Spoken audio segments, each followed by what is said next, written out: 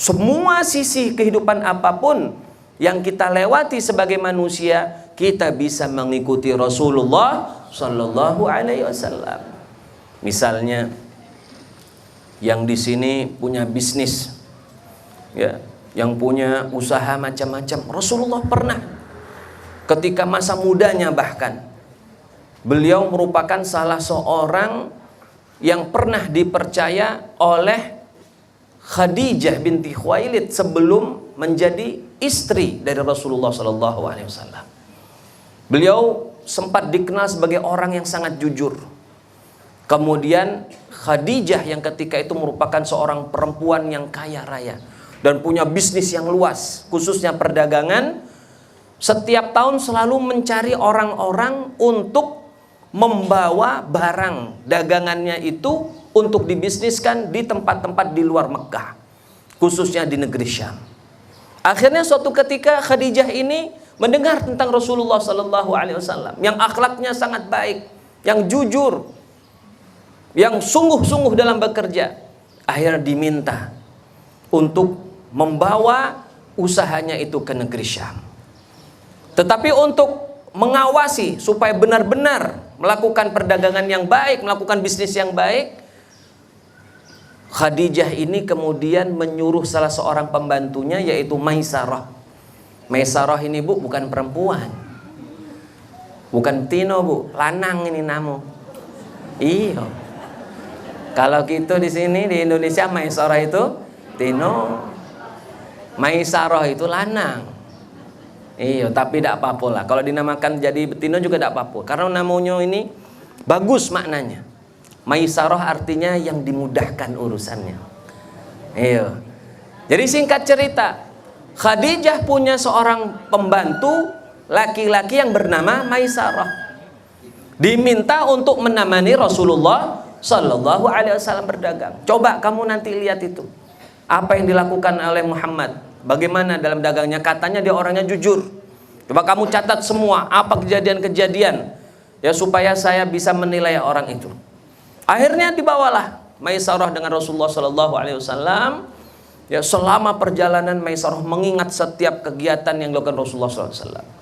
Dalam perjalanan itu Maisarah pernah bercerita, tidak pernah melewati sebuah tempat kecuali awan mendung selalu membayangi Rasulullah Sallallahu Alaihi Wasallam. Bahkan ketika dia sampai di kota Syam, di negeri Syam, berdagang dengan sangat jujur, sampai seluruh dagangannya habis dan mendapatkan untung yang sangat banyak. Karena apa? Kejujuran yang luar biasa.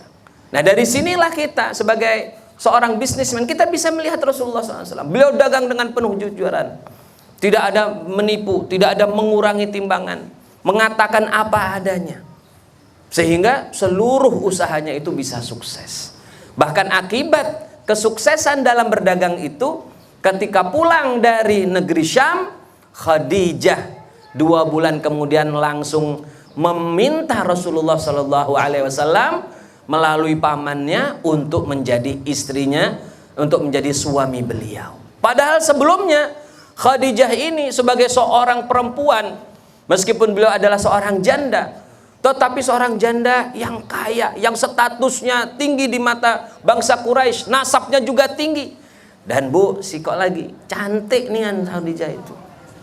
Jadi banyak yang sudah melamar, yang sudah minta Khadijah itu banyak, tapi semuanya ditolak. Tidak mau. Sampai akhirnya ketemu Rasulullah Sallallahu Alaihi Wasallam. Nah, inilah yang aku cari, kata Khadijah. Masya Allah, akhirnya menjadi istri Rasulullah Sallallahu Alaihi Wasallam. Dan Khadijah adalah sebaik-baik istri, seorang istri yang benar-benar memberikan hidupnya untuk Rasulullah SAW, memberikan kehidupannya, seluruh hartanya, energinya, semuanya untuk Rasulullah SAW. Sehingga pasangan yang sangat serasi, dan dari beliaulah, dari Khadijah lah, Rasulullah SAW mendapatkan putra-putrinya itu. Hadirin rahimakumullah, itu salah satu bagian dari kehidupan Rasulullah SAW. Kita wajib untuk berusaha mengetahui hal itu. Karena kalau kita ingin meneladani Rasulullah SAW, hal pertama yang harus kita ketahui adalah belajar apa saja sifat-sifat Rasulullah. Bagaimana mungkin kita bisa mengikuti Rasulullah, meneladani Rasulullah, sementara kita tidak tahu kisah-kisahnya. Kita tidak tahu bagaimana dahulu beliau sebagai seorang ayah, bagaimana sebagai seorang suami, sebagai seorang pemimpin. Kalau kita tidak tahu, bagaimana mau kita ikuti? Makanya perlu kita untuk belajar sejarah Rasulullah Sallallahu Alaihi Wasallam. Bagaimana beliau berdakwah, bagaimana beliau dengan keluarganya. Rasulullah Sallallahu Alaihi Wasallam itu, Bu, seorang suami yang romantis sekali. Romantis. Jadi jangan dikira kalau Ustadz itu tidak baca romantis, baca Ustadz romantis. Karena apa? Melok Rasulullah Sallallahu Alaihi Wasallam. Kadang-kadang Rasulullah kalau lagi capek, duduk dia berbaring di pahanya Aisyah radhiyallahu anha, sambil tidur-tiduran di pahanya. Ibu pernah dah suaminya mah itu? Tak pernah, Bu. Kayak gitu berdoa, insya Allah kalau di surga Allah rubah itu sifat suami gitu ya. Jadi yang suami yang lebih baik, yang romantis. Aisyah radhiyallahu anhu suatu hari sedang minum bersama Rasulullah, makan minum. Lalu Aisyah minum, ambil gelas, minum. Ya, diminum oleh Aisyah. Sebelum habis ditahan Rasulullah, diambil gelasnya. Ada apa ya Rasulullah? Lalu segera diambil Rasulullah, dicari tempat di mana Aisyah meletakkan bibirnya tadi. Masya Allah. Lalu dimasukkan bibirnya Rasulullah supaya ketemu bibir dengan bibir. Masya Allah. Romantis enggak, Bu? Nah, habis majelis ini suruh bapaknya mah itu. Enggak apa-apa lah, kita lah tuh ini juga enggak apa-apa romantis. Rasulullah ketika menikah dengan Aisyah usianya sudah 50 tahun lebih. Enggak apa-apa romantis, ya. Nah, ini supaya apa? Hidup kita itu tenang, benar-benar mengikuti Rasulullah. Jadi mengikuti Rasulullah itu jangan setengah-setengah. Mengikuti Rasulullah itu jangan cuma misalnya kita belajar tentang sholatnya saja. Bagaimana sih Rasulullah sholat sunnah, bagaimana sholat wajib. Bukan itu saja.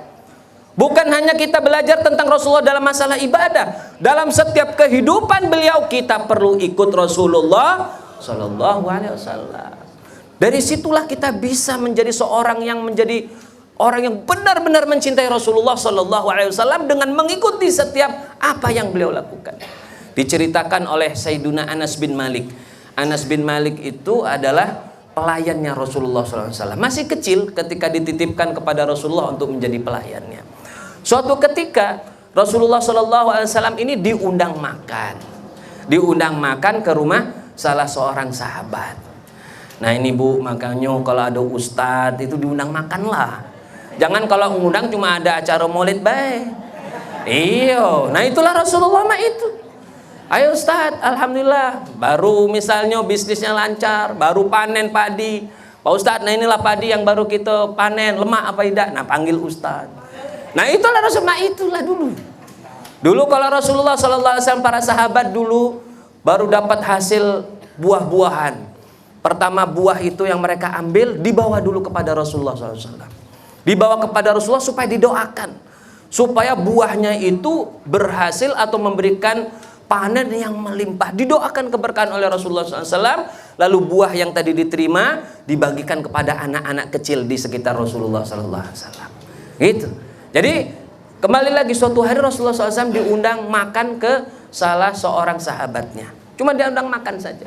Ya. Ada suatu ketika Rasulullah cuma diundang untuk minta sholat saja. Ada sahabat minta, ya Rasulullah, saya minta engkau sholat di rumahku. Ini Rasulullah sholat terus balik lagi. Jadi Rasulullah SAW suatu hari diundang makan. Akhirnya duduk di dalam hidangan. Anas bin Malik ketika itu pelayannya ada di samping Rasulullah SAW. Lalu Rasulullah SAW mulai makan. Ketika dihidangkan makanan, salah satu makanan itu ada semacam sayur, ya, sayur-sayuran dicampur dengan daging. Sayurannya itu kebetulan adalah labu, duba. Jadi labu. Nah, ketika diambil itu Rasulullah ternyata nyari labunya. Yang labu-labunya dikumpulkan oleh Rasulullah dimakan. Nah, Anas melihat itu. Oh, ternyata Rasulullah SAW suka labu. Suka labu. Akhirnya Anas mengatakan, walam azal uhibbud dubba'a mundu an ra'aitu Rasulullah SAW. Dan sejak saat saya melihat Rasulullah SAW suka makan labu itu dalam hidangan tersebut, saya langsung cinta dengan labu. Subhanallah, tadinya Anas tidak galak labu. Tapi ketika Rasulullah senang labu, akhirnya dia ikut senang labu. Itu apa menunjukkan?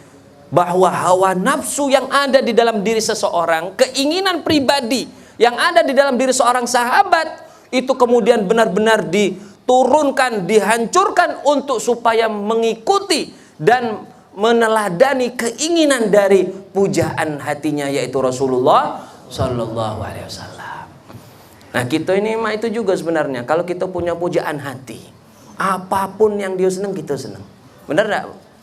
Iya, pengalaman dulu Bu yang waktu muda Bu ya. Ini bapak-bapak mungkin yang ini. Ketika masih ngejar ibunya, nah ibunya ini senang apa? Ya, melok senang dengan apa yang disenangi dengan istrinya itu. Begitu juga kita, supaya kita benar-benar bisa mencintai Rasulullah SAW, maka kita juga perlu untuk mencintai sosok Rasulullah SAW dengan sebenar-benarnya. Cinta kepada Nabi itu bagi kita harus cinta yang benar-benar mutlak, yang full, tidak bisa ditawar-tawar. Tetapi cinta itu karena merupakan perbuatan hati. Cinta itu kan tempatnya dalam hati. Kalau di mulut ini palsu. Makanya ada cinta monyet, cinta hoak Bu ya.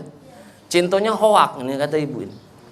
Cinta yang palsu, cinta yang asli yang sebenarnya ada dalam hati, yang ditunjukkan melalui ucapan dan ditunjukkan melalui perbuatan. Bagaimana kita mencintai Rasulullah Sallallahu Alaihi Wasallam supaya kita bisa meneladaninya secara penuh? Maka kita harus melihat dulu sejarah beliau. Kita melihat dulu bagaimana fisik beliau. Kita jadi terbayang ketika kita disebut nama Rasulullah Sallallahu Alaihi Wasallam, Nabi Muhammad, langsung terbayang wajahnya seperti apa. Ketika kita disebut tentang akhlaknya, bagaimana beliau melakukan perbuatan tertentu, langsung terbayang fisiknya. Sekarang ini umumnya kita, umatnya Rasulullah SAW ini ketika disebut Nabi Muhammad, tidak terbayang sama sekali mana wajahnya. Tapi kalau misalnya saya katakan, Bu, sebentar lagi presiden kita nak meresmikan misalnya tol di Palembang, kita langsung terbayang, Presiden Jokowi mah ini wajahnya, ya, misalnya tingginya seperti ini, badannya seperti ini, langsung terbayang. Tapi kalau kita disebut Rasulullah SAW, tidak terbayang sama sekali. Mana Rasulullah? Seperti apa? Wajahnya seperti apa? Nah, ini menjadi PR besar buat kita.